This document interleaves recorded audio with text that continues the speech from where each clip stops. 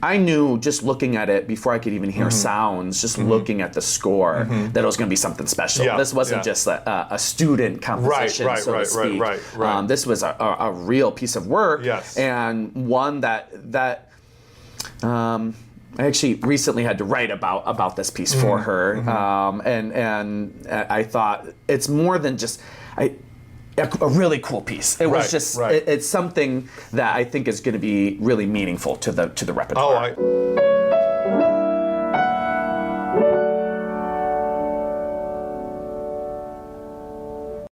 Hello and welcome to Journeys of MACSA Podcast. I'm happy to be here today with Dr. Nicholas Councilor and also Clarisa De la Garza, who was on an earlier show.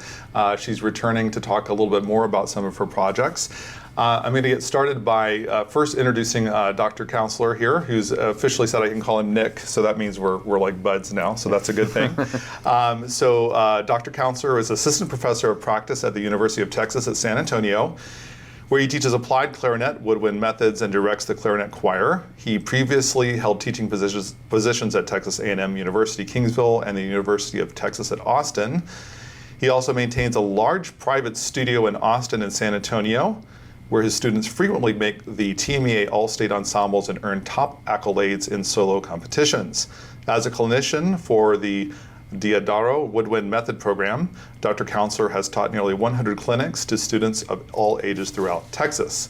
He has a BME from Eastern Michigan University, an MM from the University of Texas at Austin, and a DMA from the University of Texas at Austin. He's also a member of the San Antonio Philharmonic, the Central Texas Philharmonic, and the Mid-Texas Symphony, and performs regularly with the Austin Symphony Orchestra and other regional orchestras across the state. He's also appeared as guest principal clarinetist with the San Antonio Symphony and the Dallas Winds. And there's lots more I could be saying, and we'll be getting into that soon. So welcome, Nick, to the show. Thank you so much for being here. Thank you for having me. Thank you. And then we also have Clarisa De la Garza, and she was on, I think it was episode 2, a really, really fun episode. I think you're trying to remember episode. Yeah. I think it was episode 2. You'll have to check. Check the channel and subscribe, people, okay? All right, it was a really, really fascinating interview with lots of exposure and exploration of all the repertoire she's been writing. But I want to give a little bit of an anchor in her background as well. So Clarisa grew up in Mission, Texas. She began her private clarinet studies under Dr. Bill O'Neill at the University of Texas Pan American at the age of 13. She graduated magna cum laude with a bachelor's degree in music performance from the University of Texas Rio Grande Valley in 2017. And graduated with a master's degree in clarinet performance from the University of Texas at San Antonio in 2024. She currently teaches here at Musical Arts Center of San Antonio, as a clarinet and piano instructor. In 2016, she was the winner of UTRGV's annual concerto competition for her performance of Weber's Concertino in E-flat major, Opus 26. And in 2022, she was the winner of UTSA's annual concerto competition for her performance of Debussy's Premiere Rhapsody. You can find her work self-published on cdelagarzamusic.com, and it's also available through Camco Music LLC at clarinetallmusic.com. Clarisa, I'm so glad you're back with us today. Thanks. We had talked about this a little bit in the last show that this was coming. This performance is coming at the International Clarinet. I guess it's the International Clarinet Association's ClarinetFest this coming summer, and I was like, it would be so cool if we could get Nick Councilor here on the show to talk about that. So here he is. It's actually happening, everyone. And we're going to be talking about that a little bit at the end and also looking at some of the previews of what that's going to be like. But for starters, I want to talk about, Nick, your journey in music. And I like to go back to when you started. Like, how old were you when you started music lessons?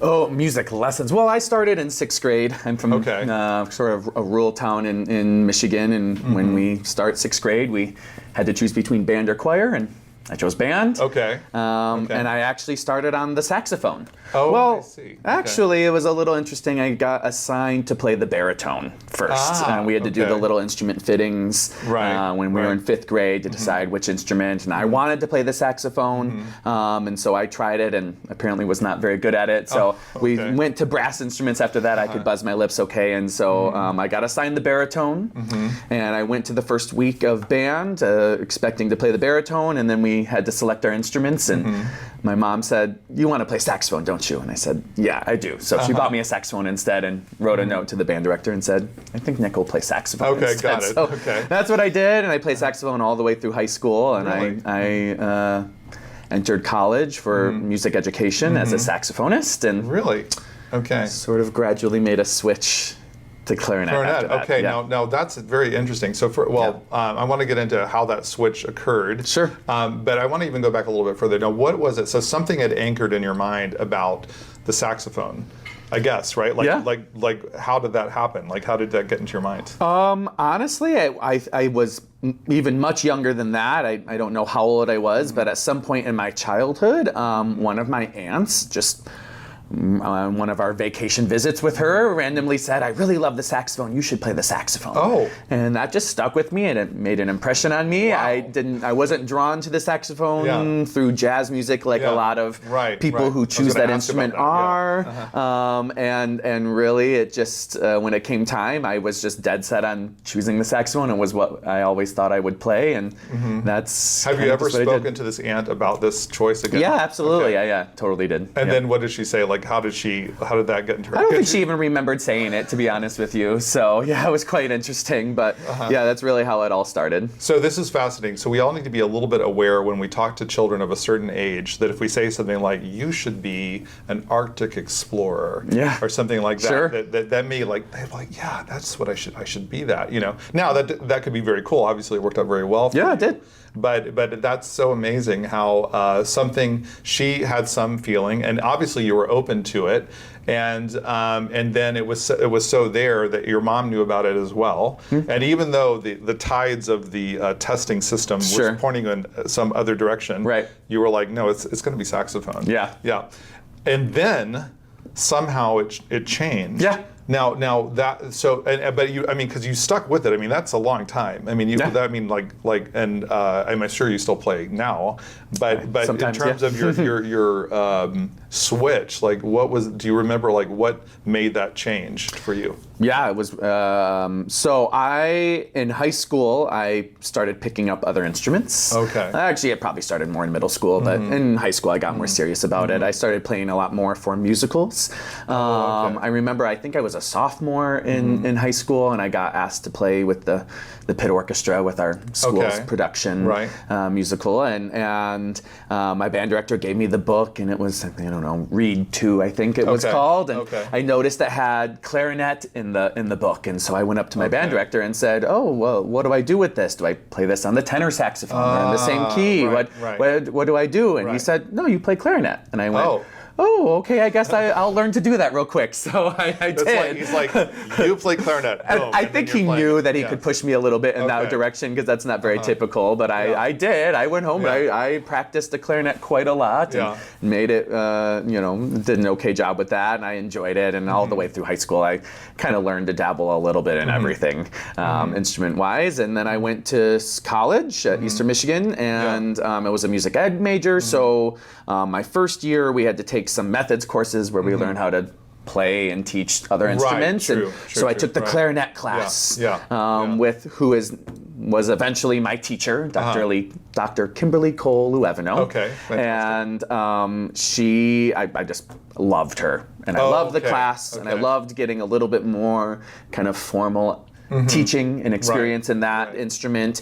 And so at the end of that class, which was the end of my first year, I asked her if it would be possible for me to take lessons on the side on this instrument, maybe secondary. And she said, "Sure, I have room in my studio, so you're welcome to." And it turns out she kind of treated me like a clarinet major almost right off at the beginning. Wow. I kind of remember my very first lesson. I thought it was just going to be for fun. I was just doing this to just get some more experience. And she gave me all this music. Here are scales and etudes and arpeggios and all these things. And said, "Make sure you practice all these." And I went, what did I get myself into, right? So I was a good music student. I went and practiced, and I got pretty good, pretty fast, and I don't know, the rest is history. I guess you could say I took a liking to the instrument and playing a different role in the wind ensembles, and then of course there's orchestra, which the saxophone didn't really get to participate in, and that was a whole other new world. And I did both for a little while, saxophone and clarinet for a few years,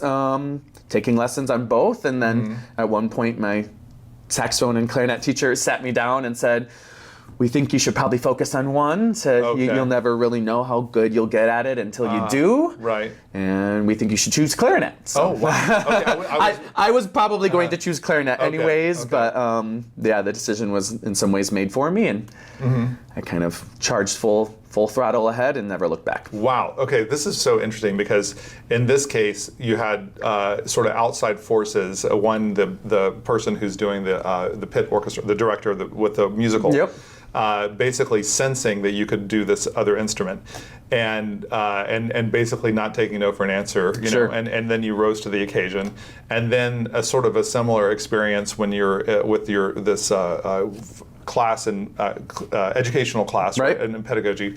And then she doesn't just take it easy on you. She's like, yeah, no, you're doing this. Yeah. And they must have sensed that they could do that. You know what I mean? Yeah. They must have sensed it. For sure. And then what I was imagining when you were talking about the two of them sitting you down, I was sort of imagining some sort of like duel that they were going to fight between the two instruments. You know, like whoever won that's where you would do. Sure. But instead they made it a little bit easier on you and said do the clarinet instead. Right. Now I also, it's interesting you touched on this a little bit too, that you know, having been in the saxophone world and then you're in the clarinet world, that there is a difference, and people may not be aware of that. I mean, they're both instruments, you know, that have some similarities. It's not like the I don't know what would be a good example of something that's completely different, but you know, but there's some similarities, but they're used very differently. Sure. And when you did get into the clarinet and you did get to orchestra roles and things like that, you said a new world opened up. So was that? I'm assuming it was an attractive world. Yeah. Right to you. And do you think you had not been exposed to that before, just because you were in high school and not been in an orchestra at that level, or like what was it that? Well, we had no string program in my high school. Oh, I see. Yeah. Okay. No orchestra in sight. I think I saw a live symphony orchestra once when I was a high school student. Okay. I actually saw the New York Philharmonic at one point. You know, it wasn't just live. Yeah, you know. like Sure. I think I was much too young and naive to really appreciate it. Right. But it just wasn't a world that was something I could be exposed to when I was that age. And then I showed up to college and there was suddenly orchestras and orchestral instruments. Right. Yeah, totally different experience for sure. Okay, amazing. Now, another question I want to ask is when you decided to go into music ed, what was it that like drew you to that, and did you consider anything else besides music ed before that decision? I really didn't consider anything else, to be honest. I kind of always knew. I mean, from the moment I kind of started with band, by the time I entered high school, I was just such a band geek at the, you know, in the best ways, basically. It was just my whole life, really. It was all I did. I did other activities in school, sure, but my home was in the band hall for sure. And when it came time to pick what we were going to do and go to college for, I just knew it was going to be band. I wanted to be my high school band director, really. That's cool. That's amazing. And that's what I always thought. And I liked performing. I was quite good, and I knew I would probably do that, but like most parents, I think when they hear their kid is going to go into music, you know, I was kind of cautioned to maybe keep my options open and make sure it's a little safer to go into music ed perhaps than a performance track, you know, especially as a saxophone player at the time. So I have no regrets doing that at all. That's amazing. Okay, so there was something about, I mean, obviously it was a very, very good program and you had a great relationship with the band director. And I think that's part of what I like to kind of lean into a little bit on when we talk about these things, is that the strong mentorship power that people that are doing a really good job and have a passion for teaching, how they can have such a great effect on the people that work with them, right? Yeah. And then whether they go into music or something else, there's so much that's learned from working in music together, I think. And it's when you said you wanted to be your high school band director, I mean, that's such a sweet and thing to say, you know. And I'm sure, is he, what's the band director's name? His name is Kent Bolton. Kent Bolton, okay, great. Is he still directing? No, he retired just a couple years after I graduated, actually. Okay. So. Have you stayed in touch? Does he know? I have. Yeah, okay. He does know. He does. Okay. Yep. I'm sure he's very I haven't seen him in a few years, I know, but we stay in touch, through the social media.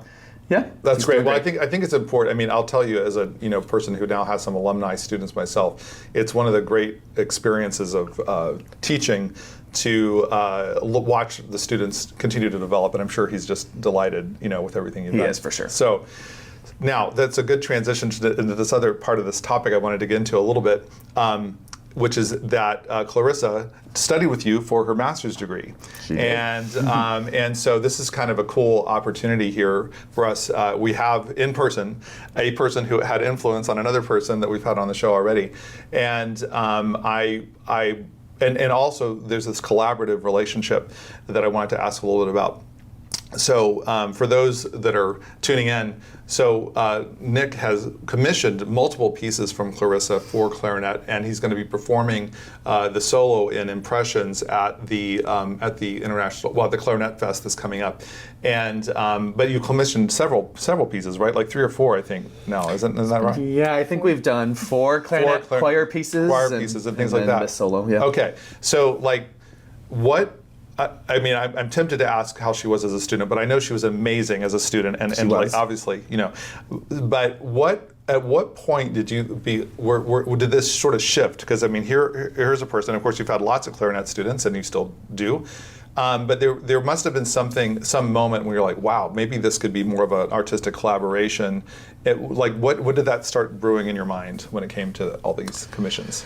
So, I mean, I think I knew right off the bat that you did some composing. I mean, that you had been composing even before you got to UTSA, for sure. And so I think at that point, what's the name of the piece? I think it's 913, right? Okay. Was a piece you had written for your previous clarinet choir in your undergrad, I think. And so I think it started with that. And then what was the next piece you wrote for us? It was one that you played. It was before Lost in Reverie, right? Or no, Lost in Reverie that was the next one, right? Okay. So I think basically what started is I decided to take the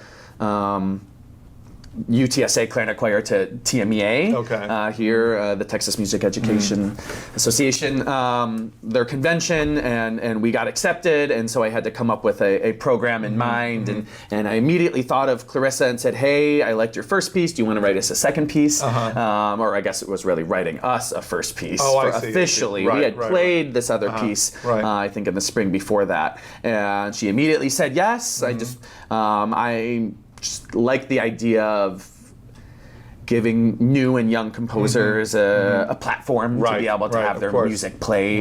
I mean, there are lots of composers who write music that never get played at all, and so it was easy to do, and I think it's great. It's a perfect venue and opportunity to just expose the world to new voices and new compositions, and so she wrote it, and of course it was fantastic, enjoyable to listen to, enjoyable to work on and play. I know the students really enjoyed playing that, and then she turned around and a month later, I swear, right after we played at the convention in February, it's the beginning of March, and she goes, I've already started writing another piece, and if you want, we could play that one at the end of the semester. And so we did. I think we did another concert in April, and I let her conduct that one because I said, I think I've done enough. How about you? You conduct this one for sure, and then. I'm always looking for more opportunities for my students, so I decided to take the clarinet choir to ICA this next summer, which was I had to apply for that almost right after the second premiere, and so I immediately asked her if she would write us another piece right off the bat. Amazing. And the rest is history. Here we are. That's amazing. So one of the things that I really enjoyed, when I was looking at the pieces before the other podcast we did, was that in the pieces that she did for the clarinet choir, that all the parts of the choir they're very individualized, and everybody's doing something very, I think, challenging. And I think they're not only fascinating pieces to listen to, but they're very good pedagogically, I would imagine. Also very good for like sharpening an ensemble, I would think. I know we sort of touched on this before with your writing, but I just thought that was so clever and so important. Also with the Eventide Sonata, the one for the beginning students. I mean, quite. I just, that's so hard to do to write so well and pedagogically as well. So anyway, bravo for doing all that and that's wonderful that you have that in your heart to promote, you know, the work of emerging composers, and all that. Now, the piece that you're going to be premiering, I mean, there's several that you're going to be performing at the Clarinet conference. ClarinetFest, and the one that in particular, Impressions, I would say that's definitely not a beginner piece. It's most certainly not. That's kind of the opposite of beginner, and we will take a look at that in a few minutes. But we also have this 4-movement piece for ISA, and there's another one as well, I think, that you're doing at the ClarinetFest. Is that right? There's a third piece. There's a high school ensemble that's going to be playing another piece of mine. Okay. Cedar Park High School. Oh, really? Where are they? Oh, where? In Song and Spirit. In Song and Spirit. Okay. Where are they based out of? Cedar Park. Oh, well, that's duh. Okay, yeah. I'm sorry. I meant. It's just outside of us. Yes, I meant like statewide. Anyway, but you're right. I got you now. Yes. And how do they find your work? I don't know. Okay, he just bought the piece from my website. And really? said, I'm going to submit it for ICA, and I was like, okay. That's it. Okay, that's really, really cool. Okay. Yeah, the director. So this website thing is working very well. That's awesome. Okay. And are they going to do a clinic with you at all, or with that, or is it? They invited me to go rehearse with the kids next month, so I'm going to find some time to go out there. That's going to be so cool. That's going to be amazing. Okay. Wow. Amazing experience.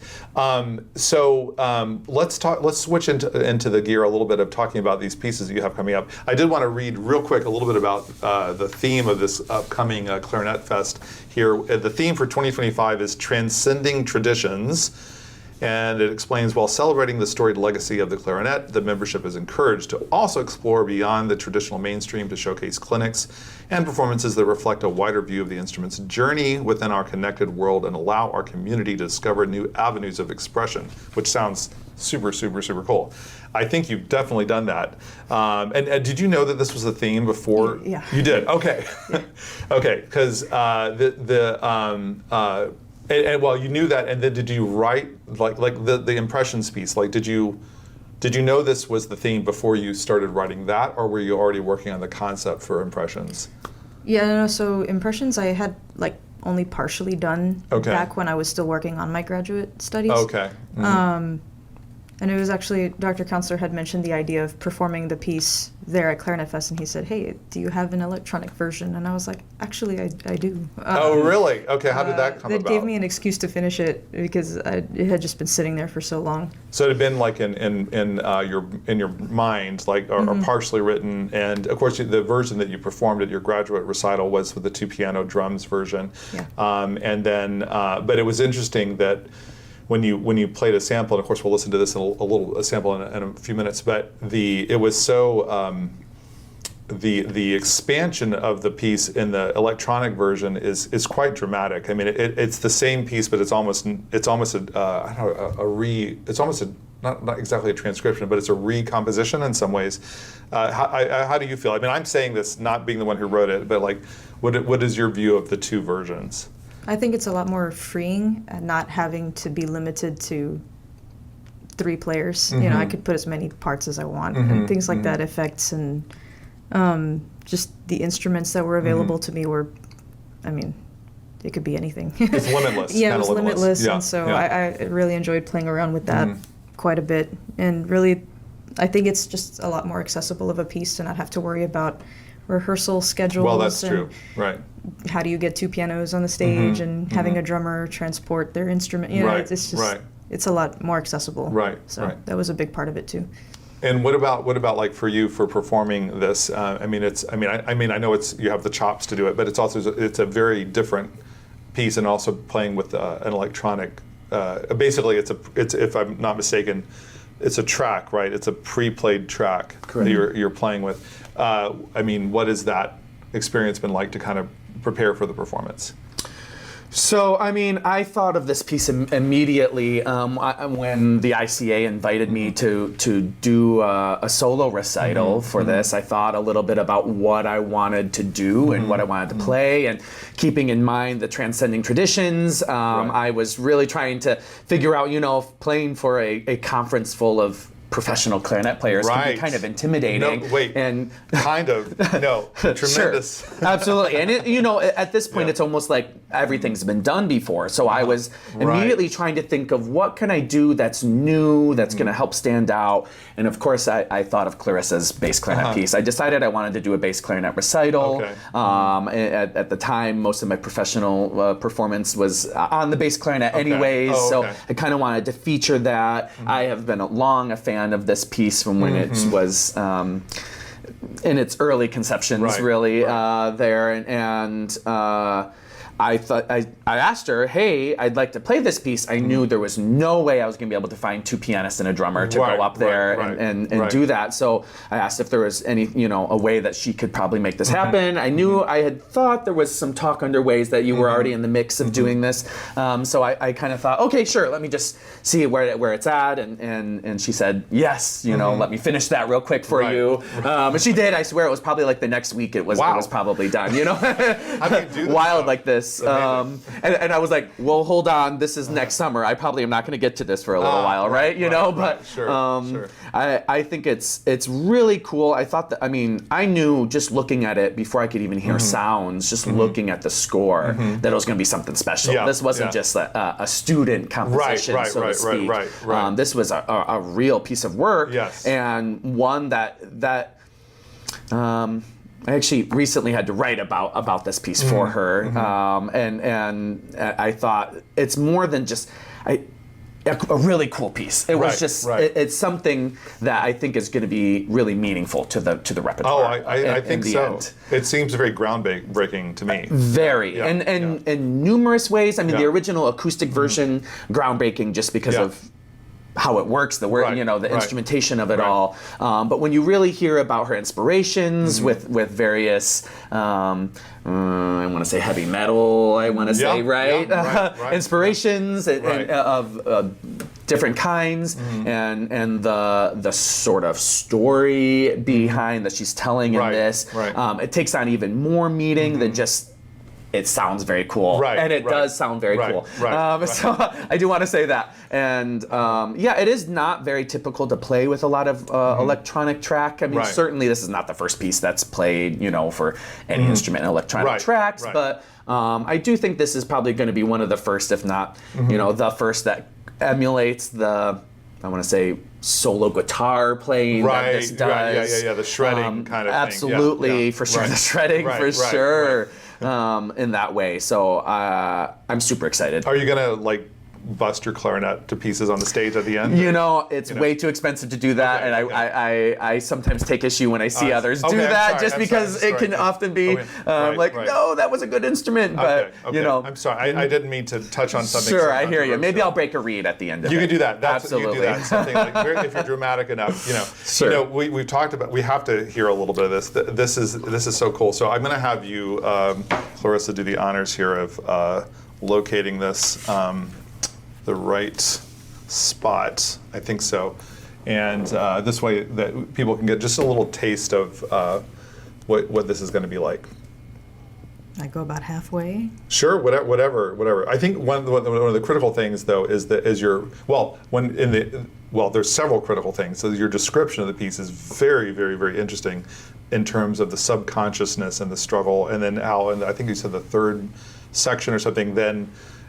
The clarinet then takes over in a sense, it's like they have a realization and a healing. It's quite fascinating, the description, but let's hear it. Started from that area. I think it's around 4:45. Is that the area where what I was just describing is happening, or why don't you just you set it up? You set it up. I feel like we're doing this is like watching a movie or something. And you're going to set up the scene. I'm trying 4:45. Let's see. Okay.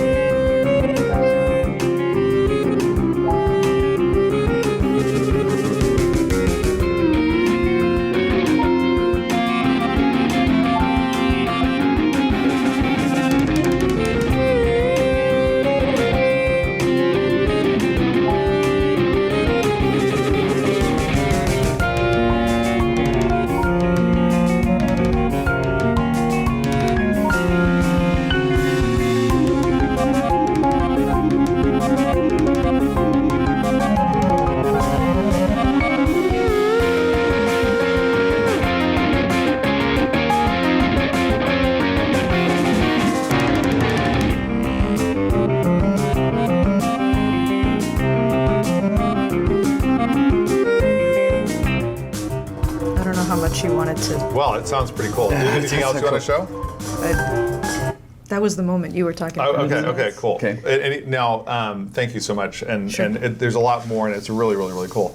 But I mean, already you can hear there's a lot of I can hear the guitar influences and all that, and what do you shredding. The shredding. So what I'm a little curious, like, what do you think the reaction's going to be at the conference? And are you keeping this sort of under wraps a little bit, or we're giving it away? No, I will absolutely be telling people that they should show up to this for sure. I mean, I think people are going to love it. Yeah, I don't think they're expecting this at all. Right. And I definitely think this is going to transcend traditions. Traditions for sure. And I just think it's just going to kind of, bring the house down. That's the feeling I was getting. I'm hoping to blow the roof off, so to speak. Right. Totally. Yeah. I mean, that's kind of.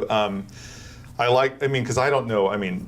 That much about heavy. As a matter of fact, I've learned about the heavy metal from reading your description. Oh, really? I mean, of course, have heard it before, but the fact that, like, in a sense, it was good exposure for me to heavy metal structure to get into your piece, in a sense, and maybe for other people, they're getting exposed to clarinet if they're more familiar with heavy metal. But it's one of the cool things about bringing together all these different genres is that we have our way in, right? We have our way in, and then we're like, oh, well, that's kind of cool. I didn't know about that. And now I'm curious about some of these other things, So it's going to be very, very powerful. I'm a little bit curious. Like, what is it like? And maybe this is I don't mean to make you all uncomfortable by asking this question, but what's it like to now have your teacher playing your piece, and you're the composer, and normally when we're playing a piece with the composer, we're like, the composer, we're trying to do everything the composer wishes, but when you're a student, you're trying to do the things that your teacher wishes, and now your teacher is playing your piece. Do you understand what I'm saying? What does that feel like? I think it's super cool. I mean, I would rather other people play my music than me and myself play my music. Okay. And it's like, it sounds silly as someone with a performance degree to say things like that, but I'd much rather enjoy just hearing what others do with it, and if they make the piece their own in that way and interpret things how they want. Well, it must be, because what I'm guessing is you're probably finding that when people come in from a different perspective, they're probably finding other things in the piece that are hidden in a way that, like, it came from your consciousness and your subconsciousness, and there's patterns in there, and there's things in there that probably that your subconscious knows they're there, but you may not be thinking of it. And then when a new performer comes in, they may be finding some of those patterns, and you may be finding new expressions in there or something like that. Yeah, like I was actually kind of fighting myself with putting the program notes or not, just because I was kind of really curious what other people would hear in it. True. I don't know if they could plug their own vision or story or imagination in there. That's a good because your program notes are very, very good for all of the pieces, but what would be really interesting is if they heard it once without the program notes and then heard it again with the program notes, probably something like that. But I don't know if that's I'm really intrigued by that idea, because I don't like the idea of telling people what to listen for. Right. But I know people also like to know how the pieces are constructed, and so in the end I just put it in there. Yeah.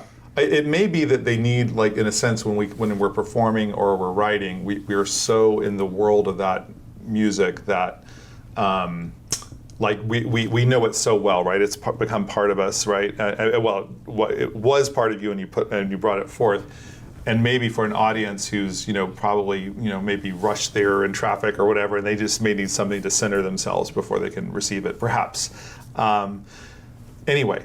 It's going to be awesome. So let's go ahead and let me see if there's anything else I wanted to ask. Oh, let's talk about your other commission, for ISA, which the Finnish poet died at 19, and this was commissioned. You just finished this, I believe, right? And is it going to be premiered at the conference? So what was that process like? When did you first? And did you help her choose the subject? Not at all. Or did you just say write something? Yeah, significant. Write something significant, and then you just told me what the theme is for the transcending traditions, and I was like, okay, I can come up with a couple. I think I came up with like 3 different concepts, and I sent them to you, and you're like, oh, I kind of like the idea of the poetry one, and I said, okay. Then it just went from there. that it was like probably the most challenging piece I've ever written because it actually had a plan, and most of the things I write don't have a plan. Okay. So that actually made it harder. But wait, back up for a second. Okay, so when you say they don't have a plan, like you just like don't have a program in a way, or like say a little more about that, if you will. I guess the pieces just kind of happen. I don't know. Okay. It's just whatever I'm feeling at the time. That's why they're so different. Okay. But this one, I was like, okay, I actually have something I'm writing for. I see. It's for this event. It's themed this way. It's for this group. Okay. The other pieces I've written were just, they were just whatever. Oh, not whatever pieces, but they also got a lot of care, but this one got like extra care, I guess. It was just structured. I've never written a piece that's multi-movement to this extent. Right. This length before, so it's just different. The instrumentation's more extensive, because even among the parts, there's like split parts among them. So right. Yeah. Right. So it's very complex. So then, and then to absorb the poetry, and then convey the poetry, which I think you did beautifully. Thank you. I mean, the poems are. I mean, I've read them a couple of times, and then definitely the pieces, they connect very, very well. What was it? I mean, how does it feel to having now completed that, and what are you looking forward to and hoping that the audience will take away from hearing this? That's a tough one. I don't know how the audience is going to take this one, because it tonally, aesthetically, it's so different from anything that I've made before. The other ones I've made are like fun and quirky, and, exciting, and this one's just very like unsatisfying, and it's purposefully that. Right. It's very, there's parts in it that are just very ugly, upsetting, and it just doesn't feel resolved at all in any way. But that's just how the works are. Right. And so it's a tragic story. It is. And so I tried to make a tragic piece, but also have it be artistically representative of what the text was trying to say, I guess. I can see that. I mean, in a way, she died so young at 19, and it's quite remarkable that she had so much to give in that short life, and even in the last poem she's talking about, I think that was one of the last poems she wrote, right? And she's talking about her impending death, and which is very, it was intense to read, but I could see that basically there's a sense of something not finished, is what you're saying, right? A sense of something not finished in the work itself. It sounds to me like something that's probably going to be the kind of thing you'd want to listen to many times. I'm suggesting that to the audience. I hope so. Hopefully. Yeah. There are so many little tiny things that I think can be missed on just one listen. But thematically, it was made very, very carefully. Yeah, I'm sure. A very intense experience. How was it like going with the different translations? Like, I'm not a Finnish expert. Maybe you are, but to just how did you like find a good translation? And it was super hard. So like initially, I was just kind of dabbling with AI to get like the general gist of it, but I was like, I need to know the nuances of like what each word. So I actually hired somebody. Did you? Yeah, I hired someone on Fiverr to translate Really? it, and she's the one that recorded the Oh, she's the one that did that. She the narration. Okay. Yeah. Okay. So I was really happy for that, and she gave me the rights to distribute and all that. So everything was legit. Right. But yeah, so that's how I did that, and I got a more accurate English translation for that. And it must, because that's that's a whole other level too, because you have to have, in a sense, be able to really absorb not only the poetry, and poetry can be challenging even if it's in your native tongue, but then for it to be translated on top of that, and then to transform that into something musical, that's really quite extraordinary.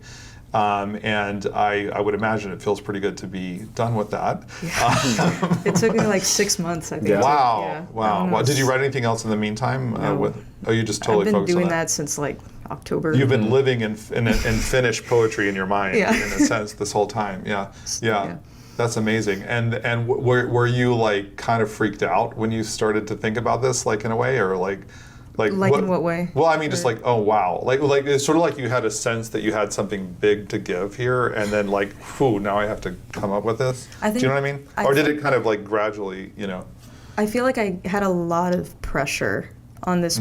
I put pressure on myself for this. I've never written for an actual person before, and so I felt like I was burdened with that responsibility of like, you have to be respectful to this person, you have to be like genuine to what the vision was. You're talking about Issa herself, yes, right? Yes. Okay, yes, right. There's just like this whole different level of like empathy you need to have for this person you've never met. Right. And it's so that's why I was just navigating it very, very carefully. So it was honestly pretty exhausting. But I was pretty happy with how it came out in the end. I think it achieved what I wanted it to achieve.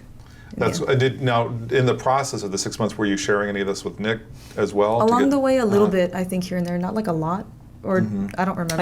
I got periodic updates like for sure. Updates. Remember when the concept of the narration came in, she kind of texted me and said, "Hey, how possible do you think it would be to like have a narration along with this?" And I went, "Sure, we can make it happen. Sounds good. Okay, one more thing, you know." For sure. Right. Did you guide her in terms of shaping it for the ensemble or anything? I did not. I mean, we had an initial conversation when I asked her if she'd be willing to do this for us, and with the theme in mind of transcending traditions, I just said, "Look, I want you to feel like you can do anything. We'll make it happen." I said, you know, and I threw out some suggestions of just some of the maybe less typical things that never happened for clarinet choir that she could consider and things like that. But I just said, whatever you want to do, we'll make happen. So, you know, she doesn't have to confine herself in any way. She certainly didn't. And so I got a little bit of updates along the way, but really it was kind of like seemed like an organic process for you, and next thing I know, I have a finished product. Wow, amazing. Äänetin ja lauleskella. Voiko ilman tarkoitusta luoja hienot sävelet mun sydämeen? Eipä niin, vaan kaikkein lahjain tuoja vaatii arvon niistä itselleen. Sulle, Herra, lauluni jos soisi, silloin suotu, sallittu se olisi.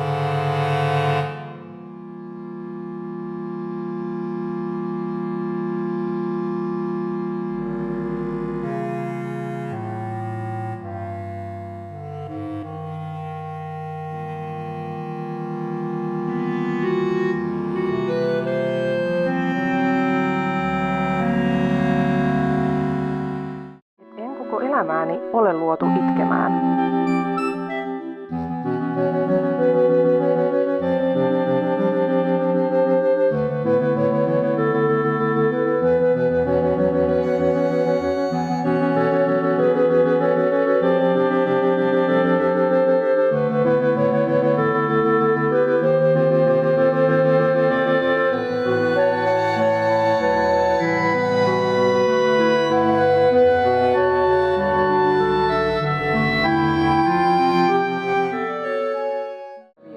Oi, laula silloin lyydini.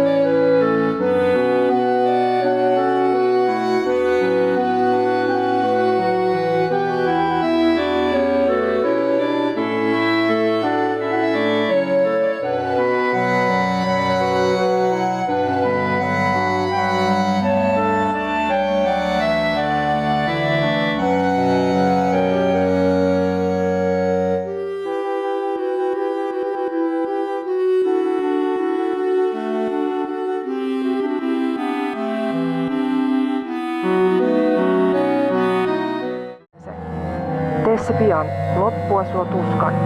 Kyllin on jo tuo, vaikene.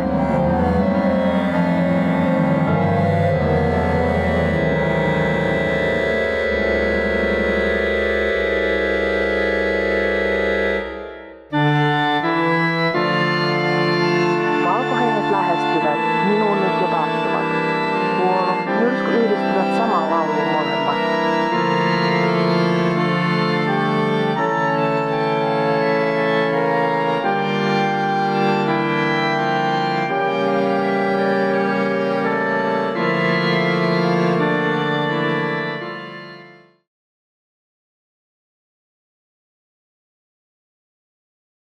And how have you? I'm assuming y'all started rehearsals. We right? sure have. So what has the feel been for the?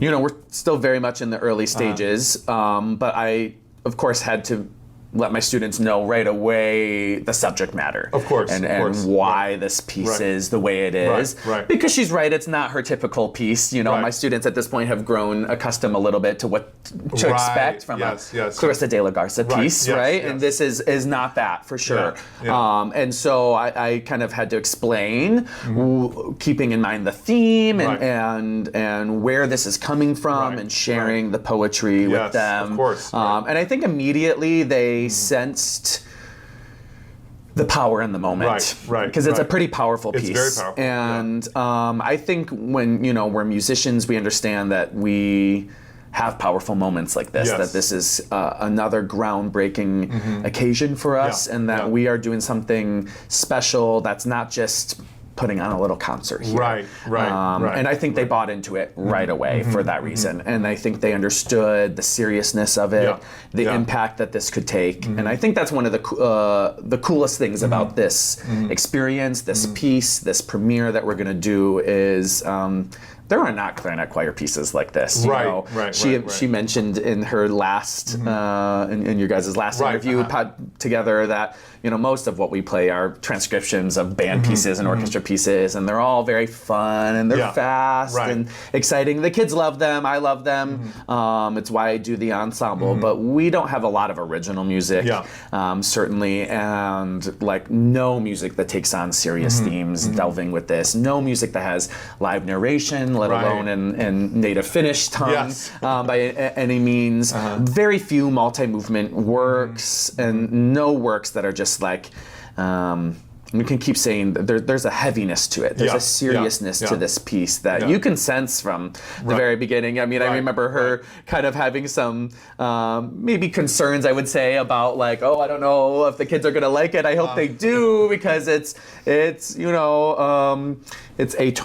There's a lot of dissonance. There's a lot of clash in the sound, for sure. But I think immediately they bought in. They love Clarisa just as much as I do, so they were excited that we were getting another piece from her, and I think they are excited to kind of enter into this new chapter in her music too. That's amazing. It's so cool and quite incredible. I mean, you're I keep hearing, you mentioned this before too, that there's just not a lot of, in a way, the clarinet choir, the clarinet ensemble hasn't been utilized in a sense as an expressive tool, or if you will, or ensemble as much, except for in the transcriptions. And what a wide world you have in front of you.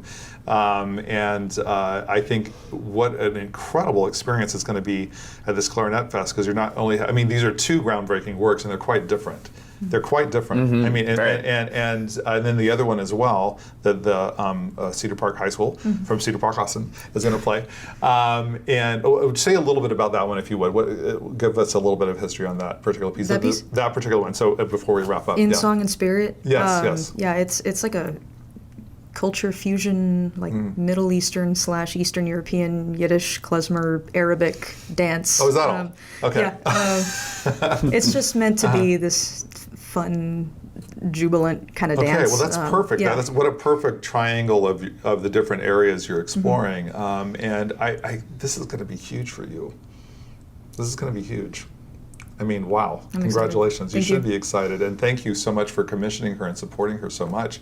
It's got to be like really amazing to collaborate with Clarisa and all that she's doing. And but she needs you. We need you. We need performers. We need supporters, right? People that are putting together the clarinet choirs and preparing all that. And I know she's very grateful to you. And as a listener and an audience member, I'm grateful to you because you're part of bringing these things to light. Anything else before we wrap up? Y'all want to mention anything else coming up?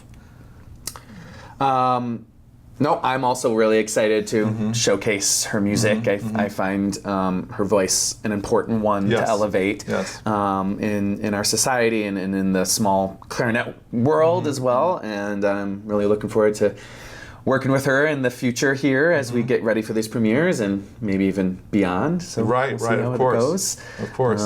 I'll do a shameless plug real quick. Our Please. UTSA Clarinet Choir is fundraising right now to get some money to help us travel up to Dallas for these, Fort Worth actually, for these premieres. And so maybe we'll link that fundraiser in the podcast. But if you end up checking this out and can send us a little money our way, we'd appreciate it. Thanks so much. They need people actually have to get there. Yes, and they have that's to eat, and they have to have food and drinks and everything like this. And it's not a very small group. At least 20 kids. You know, I say kids. They're all adults, but for sure. Awesome. Anything else you want to mention? Anything else coming up? I'm just super grateful for the opportunity. I mean, UTSA has been super supportive, and even my undergrad at UTRGV, they were also super supportive, and I think that's like one of the only ways I could have got my foot through the door was through these ensembles.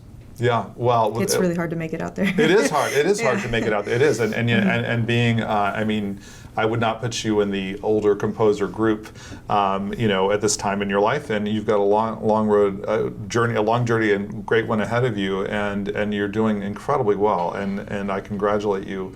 And I'm thrilled to see what's coming next from you. And this is one of these things, is these upcoming performances. So thank you guys so much for being here. Thank you for being here again. Thank you for joining us for the first time. Thank you for having me. Pleasure to have you both on.